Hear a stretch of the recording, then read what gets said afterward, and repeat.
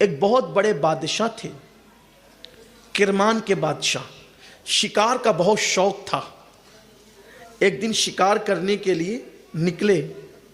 کوئی اللہ کا فقیر مل گیا اور اللہ کے فقیر نے کان میں کہہ دیا، بادشاہ اسی لیے دنیا میں آئے ہو کہ شکار کرتے رہو گے، مرنا نہیں ہے. اب ہم لوگوں میں اور اللہ والوں میں فرق یہی ہے، ہم لوگ 1.5 گھنٹہ چیخ پکار کے بولیں گلا بیٹھ جائے، کسی کی زندگی نہیں بدلتی. لیکن اللہ والوں کا ایک جملہ سیدھا دل پر اثر کرتا، زندگی بدل جاتی. انہوں نے کان میں کہا مرنا نہیں ہے، شکار کے لیے آئے. کاش کہ آج میرا بھی یہ جملہ کسی کے دل پہ اللہ کرے اثر کر جائے. کہا بادشاہ اے شاہ کرمان، موت نہیں آئے گی تجھے؟ بس ایک جملے نے دل اچاٹ کر دی. کمان پھینکی، گھوڑے پہ سوار ہو کے آئے. چھوٹے بھائی کو کہا آج سے بادشاہت تمہاری ہے، میں جا رہا ہوں. لیکن وہ لوگ کتنے اچھے تھے اس دور کے. چھوٹے بھائی نے کہا بھیا اگر آپ مصروف ہو گئے کسی کام میں، آپ کی ہر ذمہ داری سنبھالیں گے، بادشاہت آپ نہ چھوڑیں. کہا نہیں، میں نے فیصلہ کر لیا ہے، تم بادشاہ ہوں گے، میں نہیں. کپڑے بھی دے دیے. کہا اچھا ٹھیک ہے، آپ جا رہے ہو نا، آپ جاؤ، بھابھی کو اور بھتیجی کو مت لے جاؤ. دیکھو یہ 4 سال کی گڑیا کتنی خوبصورت ہے، حسین ہے آپ کی بیٹی، آپ جاؤ گے جنگلوں بیابان میں، اس کا کیا ہوگا؟ کہا نہیں، جو چیز میں اپنے لیے پسند نہیں کرتا وہ اپنی بیوی اور اپنی بیٹی کے لیے کیسے پسند کروں گا. رہی بات اگر تمہارا یہی شوق ہے تو میں اپنی بیوی سے پوچھ لیتا ہوں، آؤ اپنی بھابھی کے سامنے پوچھ لیتا ہوں. بیوی سے کہا دیکھو، اور کہا کہ میں تو جا رہا ہوں. بیوی کا میں تو جا رہا ہوں، مجھے یار کی لگن لگ گئی، کسی نے رشتے بندھن سے مجھے باندھ دیا یار کے رشتے میں جا رہا ہوں. چلنا ہے یا یہیں رہنا ہے؟ رہنا چاہتی ہو تو رہو اپنے دیور کے پاس، بہت عزت سے رہو گی. بیوی نے کہا میں بیوی ہوں بیوی، اور بیوی کی تعریف یہی ہے کہ بیوی سکھ اور دکھ کی ساتھی ہوتی ہے. وہ فائشہ ہوتی ہے جو سکھ کی ساتھی ہے، دکھ کی نہیں. بیوی سکھ اور دکھ دونوں کی ساتھی ہوتی ہے. میں جب تمہارے ساتھ میں نے لذتیں اٹھائی ہے محل کی، تو جھوپڑی کی تکلیفیں بھی اٹھاؤں گی. مجھے اس سے زیادہ راحت شوہر کے ساتھ ملے گی. میں چلنے کو تیار ہوں. جسے کہا جاتا تھا اب لوگ انہیں شیخ کرمان کے نام سے یاد کرنے لگے. میاں بیوی نے مل کے بیٹی کو خوب پڑھایا، بہت پڑھ لیا، جوان ہو گئی.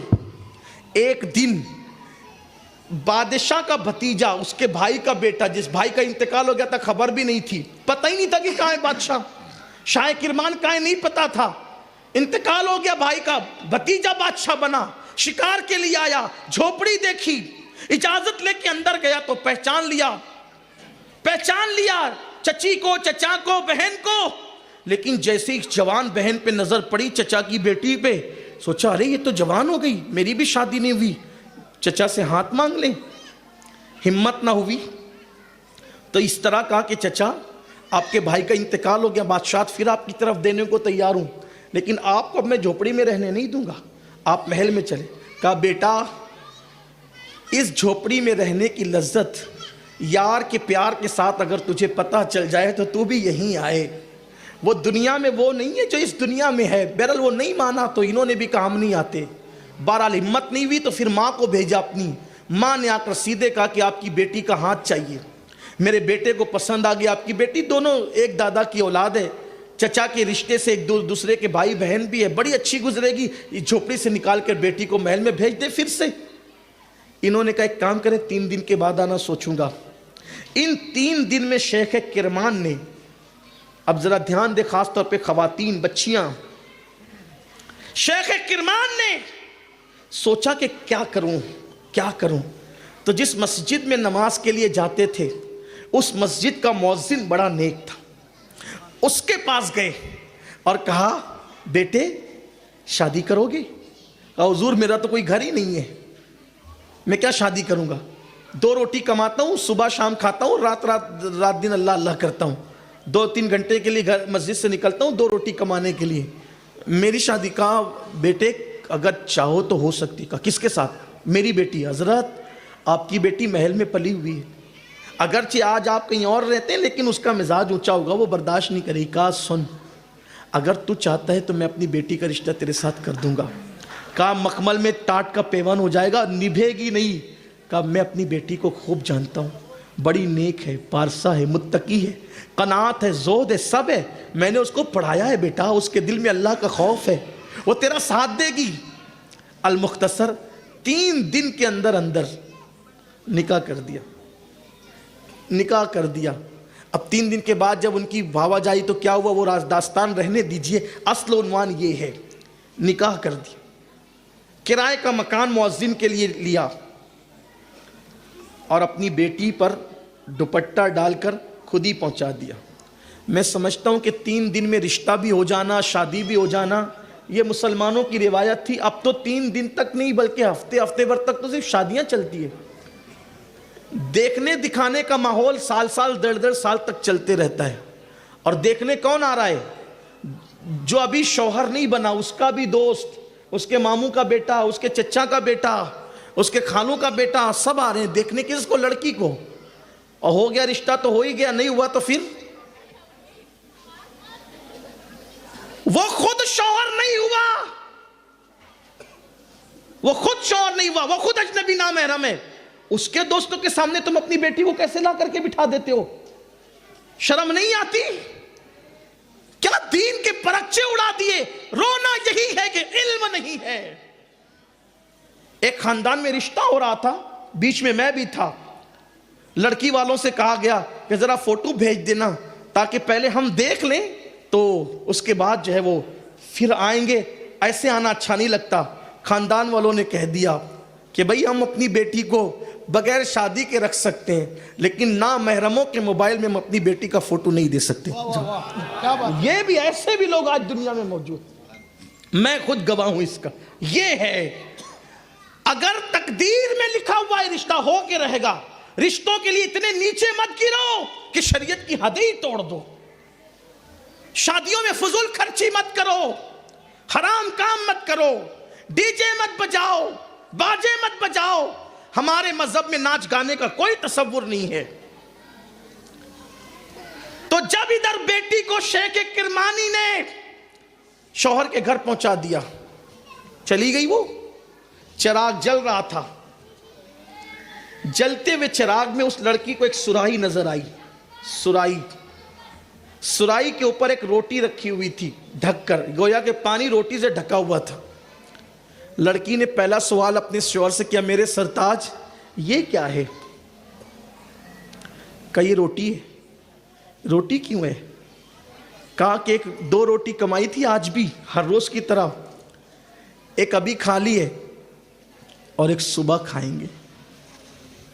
اس نے کہا مجھے ابھی اسی وقت اپنے باپ کے پاس پہنچا دو, میں نے آپ کے ساتھ نہیں رہنا. میں اپنی بہنوں کی خاص توجہ چاہتا ہوں. عالمہ بن جاؤ گی, قاریہ بن جاؤ گی, خطیبہ بن جاؤ گی, ادیبہ بن جاؤ گی, اللہ کی بندی نہیں بنی تو کچھ نہیں. سب ڈگریاں لے لی, اللہ کے بندے نہیں بنے تو کچھ نہیں بنے. اس لڑکی نے کہا ابھی اسی وقت مجھے اپنے باپ کے یہاں پہنچا دو. شوہر نے کہا دیکھو میں نے پہلے تمہارے ابا سے کہا تھا, نہیں مانے وہ. میں نے تو کہا تھا کہ ٹاٹ کا پیور مخمل کی چادر میں کبھی زیب نہیں دے گا. اونچے گھرانے کی ہو, محل میں پلی ہوئی ہو, تم نہیں رہ سکو گی میرے ساتھ. لیکن خدا کے لیے اب میری عزت کو پامال نہ کرو. لوگ کتنا مذاق اڑائیں گے, کتنا تماشا ہوگا میری غربت کا, کتنا مذاق اڑایا جائے گا میری غربت کا. کیا کر رہی ہو کہ پہلی رات بھی نہ رہ سکی میری بیوی اور چلی گئی. میری خوشیوں میں آنکھ نہ لگاؤ, میری چمن میں باہر آنے سے پہلے خزاں نہ کرو, میرے نشیمن پر اس طرح بجلیاں نہ گراؤ. خدا کے لیے کچھ تو مجھ پہ رحم کرو. میں نے پہلے ہی کہا تھا, تمہارے ابا نہیں مانے, بہت کہہ رہے تھے عابدہ ہے زاہدہ ہے. میں نے کہا تھا میری غربت کا وہ مقابلہ نہ کر سکے گی. لڑکی نے کہا آپ کیا سمجھ رہے ہیں؟ کہ میں یہ سمجھا کہ میرے گھر میں باسی روٹی دیکھ کر آپ ابھی جانا چاہتی ہے. کہ میرے ابا نے آپ کا پورا بیک گراؤنڈ پہلے مجھے بتا دیا تھا, لیکن مجھے تو میرے ابا نے یہ بتایا تھا کہ تجھ سے زیادہ متقی تیرا شوہر ہے, لیکن آپ اتنے متقی مجھے نہیں دکھتے. کیوں؟ اس لیے کہ جو رات کو کھا کر صبح کے لیے روٹی بچا کے رکھے, میں اس کو متقی کیسے مان لوں؟ میں تو ایسا شوہر چاہتی تھی جو رات کو کھا لے تو یہ کہہ دے جس نے رات کو کھلایا ہے وہ صبح بھی روزی عطا کرے گا، اور جو صبح کے لیے بچا کر کے نہ رکھے، میں تو ایسا شوہر چاہتی تھی۔ شوہر خوش ہوا، کہا پھر چاہتی کیا ہو؟ کہا یا تو روٹی رہے گی یا تو میں رہوں گی، یہ روٹی لے جاؤ، اور اس سے پہلے کہ ہم کچھ گفتگو کریں یہ کسی ضرورت مند کو دے دو، اور اپنے اندر یہ یقین پیدا کرو جس نے رات کو کھلایا ہے وہ صبح کو بھی روزی عطا کرے گا۔ یہ تھی علم والی وہ لڑکیاں جن کے بطن سے عبداللہ بن مبارک جیسے لوگ، جن کے بطن سے اللہ اکبر محمد بن قاسم جیسے لوگ، جن کے بطن سے بابا فرید جیسے لوگ، جن کے بطن سے قطب الدین بختیار کاکی جیسے لوگ، ایسے لوگ پیدا ہوتے تھے۔ جب مائیں ایسی ہوتی تھی اولاد ایسے ہوتے تھے، اس لیے کہ